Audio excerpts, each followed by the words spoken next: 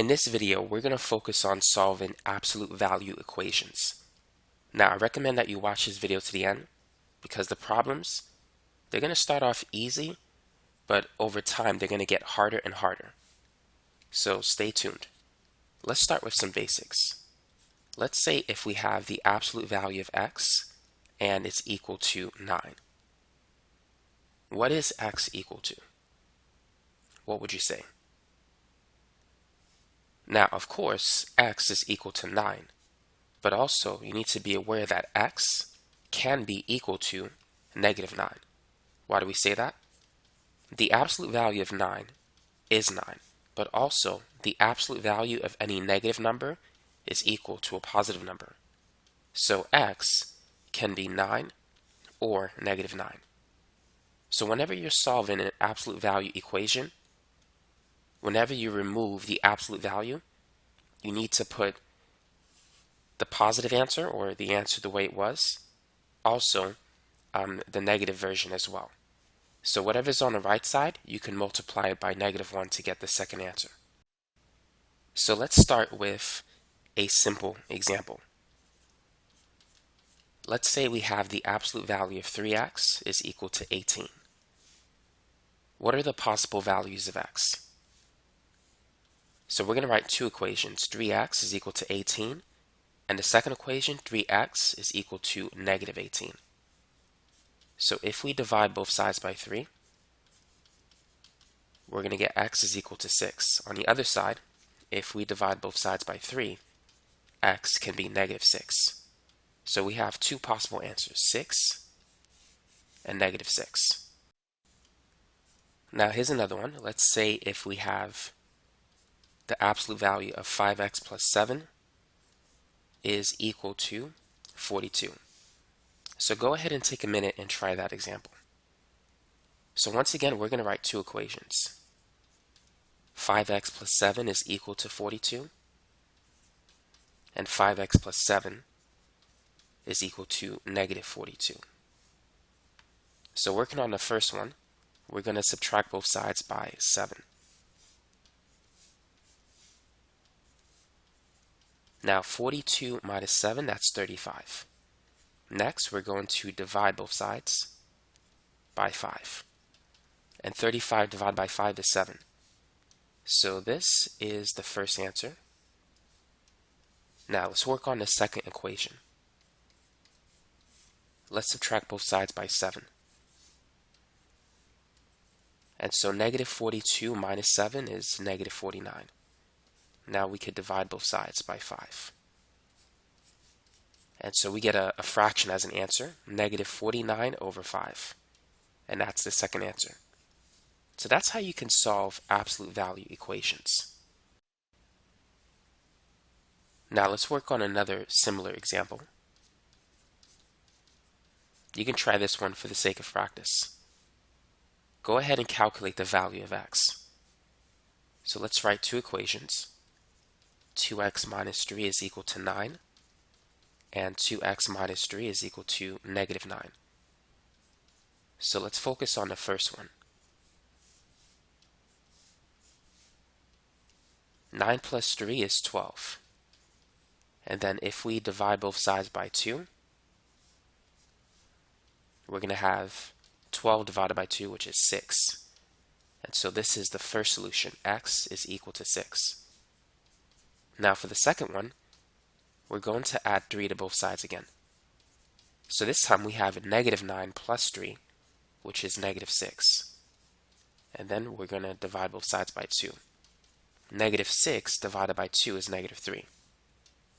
So the two possible answers are +6 and -3. So that's it for this example. Now, for those of you who want to check your work, here's what you can do. Take your x value and plug it in. So for the first one, we're going to have 2 times 6 minus 3 is equal to 9. We're going to see if the value on the left side is equal to the value on the right side. 2 times 6 is 12, and 12 minus 3 is 9. The absolute value of 9 is 9, so the first solution works. Now let's try the second one to make sure it's correct. So let's replace x with negative 3. 2 times negative 3 is negative 6. And negative 6 minus 3 is negative 9. The absolute value of negative 9 is 9, so this works as well. Now what about this one? The absolute value of x plus 3 is equal to negative 4. Go ahead and try that.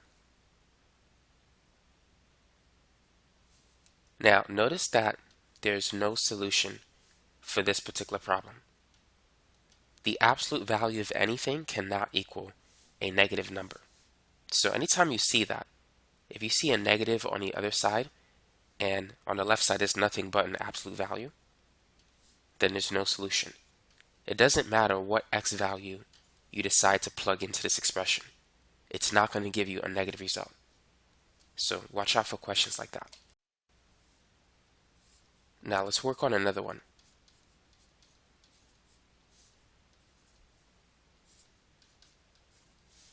Try that one. So once again, we're going to write two equations.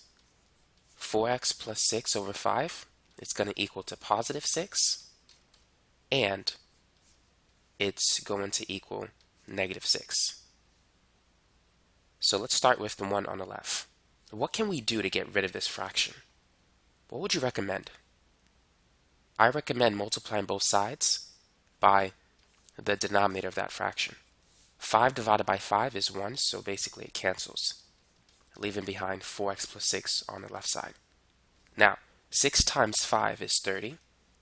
Next, we'll need to subtract both sides by 6. 30 minus 6 is 24. And then we need to divide both sides by 4. So 24 divided by 4 is equal to 6. So that's the first answer. Now for the second one, we're going to do the same thing. We're going to multiply both sides by 5. And so we're going to get 4x plus 6 is equal to negative 30. And then we're going to subtract by 6. So negative 30 minus 6 is negative 36. And then we could divide both sides by 4. Negative 36 divided by 4 is negative 9. And so that is the second answer. So x can equal positive 6 or x can equal negative 9. Now, what if you were to get a problem that looks like this?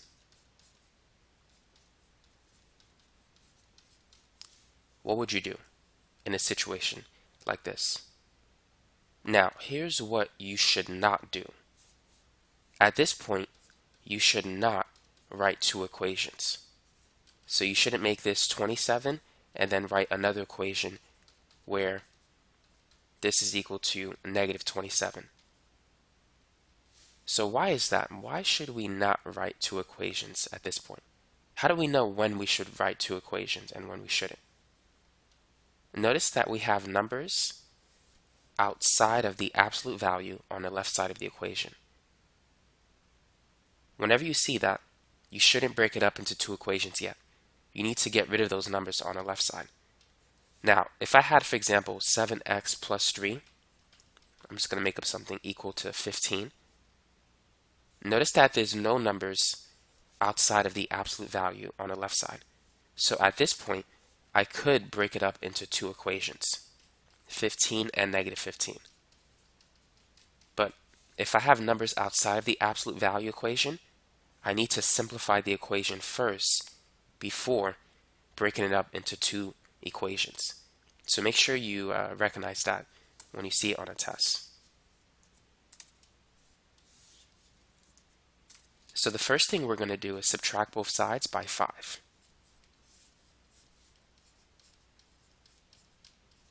27 minus 5 is 22. And then we're going to divide both sides by 2. And so now at this point we have the absolute value of 3x minus 4 is equal to 22 divided by 2, which is 11.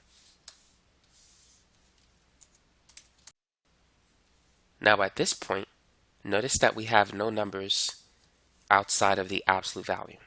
So now we can break it up into two equations. 3x minus 4 is equal to 11, and 3x minus 4 is equal to negative 11. So let's go ahead and solve it. 11 plus 4 is 15. And 15 divided by 3 is 5.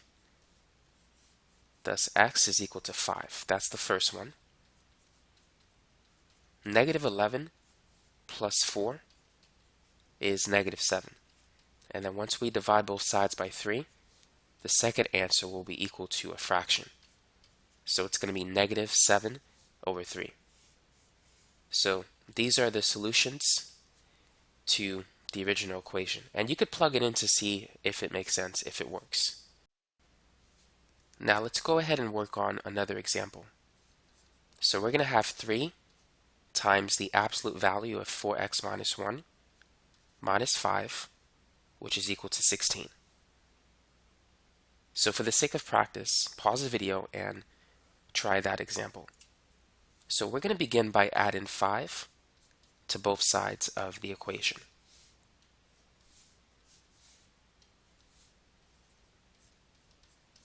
Now 16 plus 5 is 21.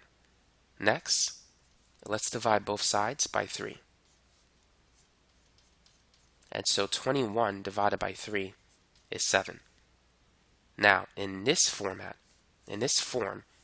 we can now break it up into two equations. So the first one's going to be 4x minus 1 is equal to 7.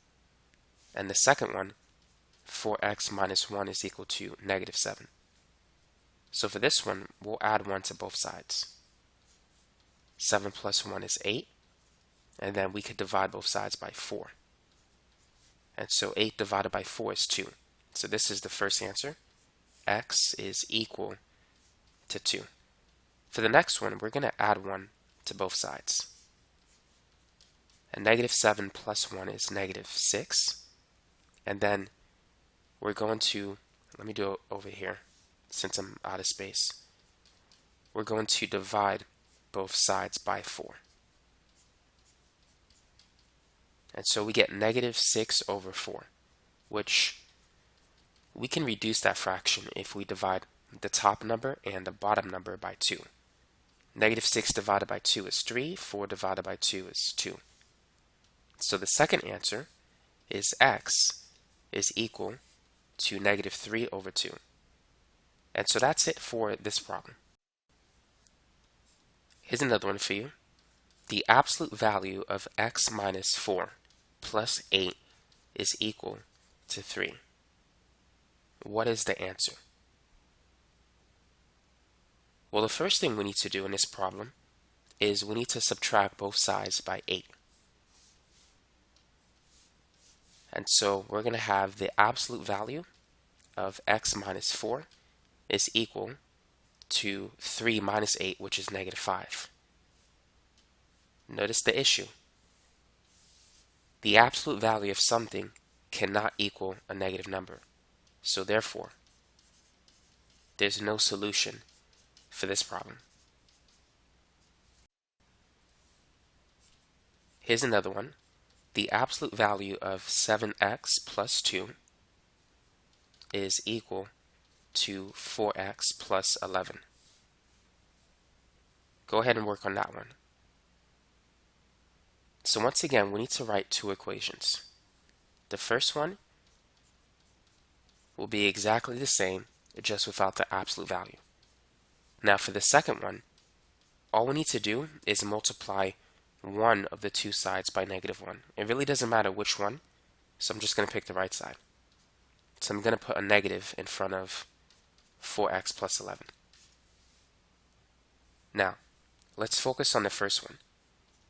Let's begin by subtracting both sides by 4, and at the same time, let's subtract both sides by 2. So the 2's and the 4's will cancel. I mean, the 4x. 7x minus 4x is 3x, and 11 minus 2 is 9. Now we need to divide by 3, and so we get x is equal to 3. Now, for the second problem, let's begin by distributing the negative sign first. So it's going to be negative 4x and negative 11. Now, let's add 4x to both sides. And at the same time, let's subtract both sides by 2. So 2 and negative 2 will cancel, and negative 4x and 4x will cancel as well.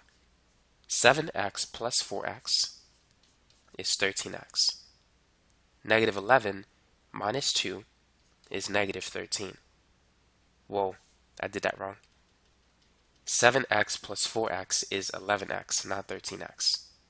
But this is still negative 13. So if we divide both sides by 11,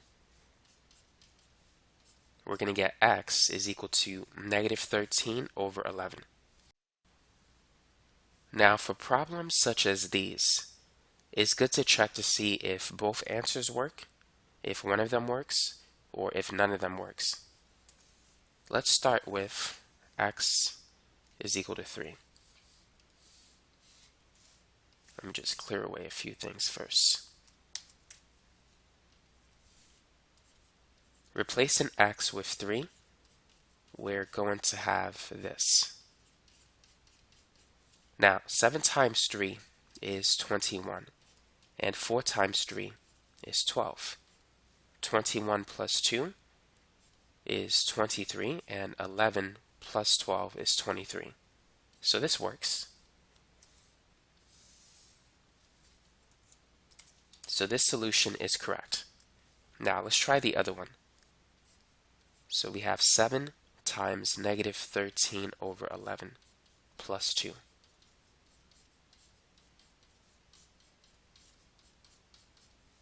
I might need more space, so I'm going to get rid of this. Now, 7 times 13, that's going to be 91. So I have negative 91 over 11. Now, 2, I'm going to change that. I need to get common denominators. So I'm going to multiply this by 11 over 11, and that's going to give me 22 over 11.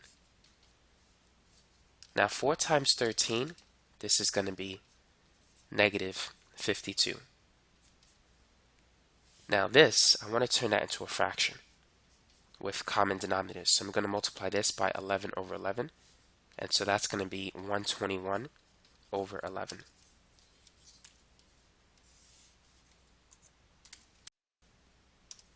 Negative 91 plus 22, that's negative 69. And negative 52 plus 121 is positive 69. The absolute value of negative 69 over 11 is positive 69 over 11. So because the left side is equal to the right side, we could say that negative 13 over 11 is also another solution. Now, what would you do if you have two absolute value expressions like this? Go ahead and try this problem. So the absolute value of x plus 3 is equal to the absolute value of x minus 11. So once again, we're going to write two equations. The first one is just going to be without the absolute value. And for the second one, all we need to do is multiply one of the two sides by negative 1. And just to follow the same pattern, I'm going to multiply the right side by negative 1. Now, for the equation on the left side, if I subtract both sides by x, notice that they will both cancel. And so I'm going to have 3 is equal to negative 11. And that makes no sense. That is not true. So there's no solution for this portion of the problem. Now for the next one, if we distribute the negative sign, we'll have negative x plus 11. Now, if we add x to both sides, we're still going to have an x variable on the left side. X plus x is 2x. Now let's subtract both sides by 3. So 11 minus 3 is 8. And then we'll divide both sides by 2. So 8 divided by 2 is 4. So we have one potential answer, x is equal to 4. But just to make sure, let's go ahead and check it. So this is going to be 4 plus 3, and here we're going to have 4 minus 11. 4 plus 3 is 7. 4 minus 11 is negative 7. The absolute value of 7 is 7. The absolute value of negative 7 is also 7. So these two are equal to each other, which means this is the correct answer. So that's going to be it for this video. I hope that you found it useful, and if you did, feel free to subscribe to the channel. And don't forget to click on the notification bell. Thanks again for watching.